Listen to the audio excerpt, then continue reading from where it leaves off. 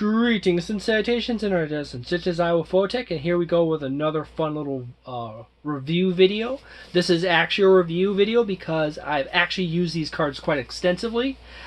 These are the D&D Spellbook cards. This one is specifically the Bard deck. It has over 128 cards, which is actually 64 times 2. You got levels 0 to 9, technically 1 to 9 in with cantrips. Oh my goodness, my nose got an itch. But anyways, I'm wearing my Gizmo shirt. He's used to getting taken crap on by his relatives. But anyways, these are actually kind of a nice card. If you notice that when I'm flipping through these, you notice that some of the cards are upside down or upside right. That's because that's a quick trick I do for rapidly finding the card or the level of cards that I want. So I don't end up having to look through the entire deck just to try to find the level 4 cards or the level 6 cards. They come with blank cards. There's a few of them in here.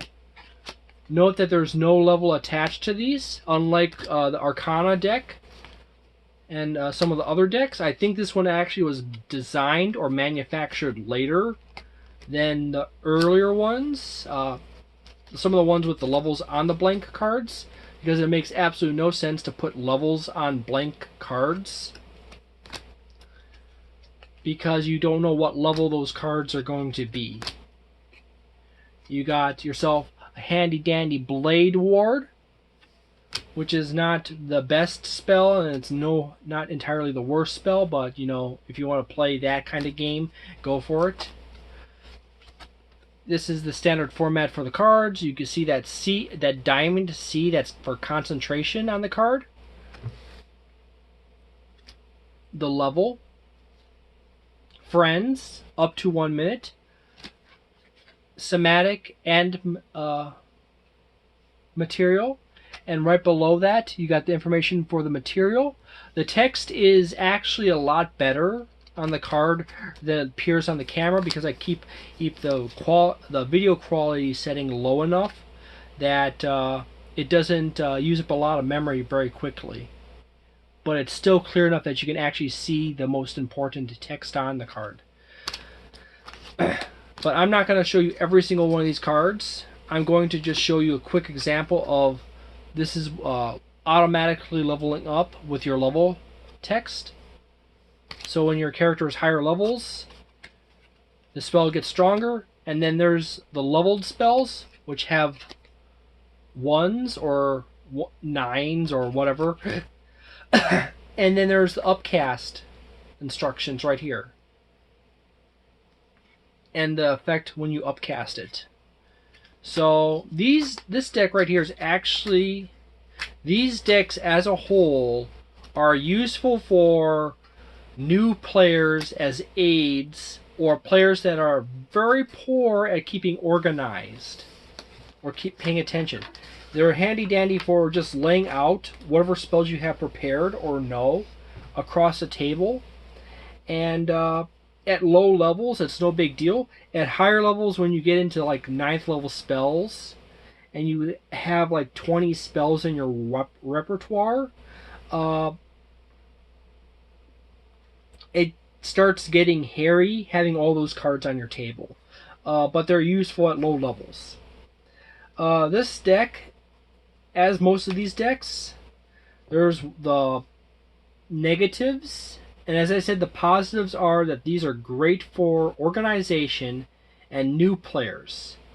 The negatives are that a lot of these decks are of the older versions of some of these spells. Some of the spells have been errataed to make them slightly more balanced or make more sense when read. There are missing spells from the decks from later adventures and books. And yeah, And then later on, after Tasha's, she has a whole bunch of spells that were in the older books got added to the spellcaster's list of spells that they can learn. So, you know, it's one of those things. Some of these cards, by the way, if I find it, some of these spells are tied to various for some of the subclasses.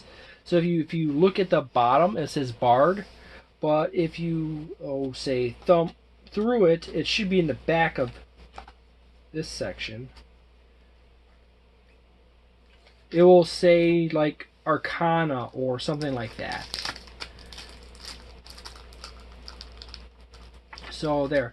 The overall score of these cards are going to, as brand new players, they will be sitting like at that 3-ish star territory. In this deck specifically, it's going to be like the 3.5 star range. However, as you become more aware, the more knowledgeable of the spells, they will tend to fall at the rate of you becoming proficient in finding your spells. If you have D&D Beyond or any other service that organizes your spells in a digital character sheet or a PDF or whatever, these spell cards probably fall in value a whole lot quicker because it's actually just plain easier to use D&D Beyond for all that stuff. However, in the case of society collapsing and you wanting to play Dungeons and Dragons 5th edition and you don't have access to the internet or any digital devices, these are still pretty useful. As I said, it's probably like 3.5, and the score falls as Dungeons and Dragons 5th edition gets newer and you become more experienced in Dungeons and Dragons 5th edition. Or if you simply are always perpetually a disorganized mess, they still maintain most of their value because it's handy dandy to just take each card, you got X many spells prepared, or X many spells, and you just lay them out on the table. From like level 1 to 5, that's not a big deal, but once your character starts getting past spell levels. Once you start getting past the 5th level of spells, and your character gets a really large repertoire of spells they can cast, you're taking up a large area on your table with just cards you set out to cast your spells. So it eventually takes over your table. So yeah, it at the highest end, these are 3.5 stars. They fall to like 2.5 stars, or depending on, say, like if you have D&D Beyond, or any other service similar to it that keeps track of your spells is way better as an efficiency means, and or you are really proficient with the cards. So there you go. I'm not going to try to ramble any longer on that. Thank you very much for Thank you very much for watching. I hope you have a delightful day, a nice night, and a wonderful week. And if you enjoyed this video, please leave a like and consider subscribing, and tell me what you like about my videos in the comments. If you dislike my videos, feel free to still subscribe, hit the dislike button, and tell me why you dislike my videos in the comments. See you next time.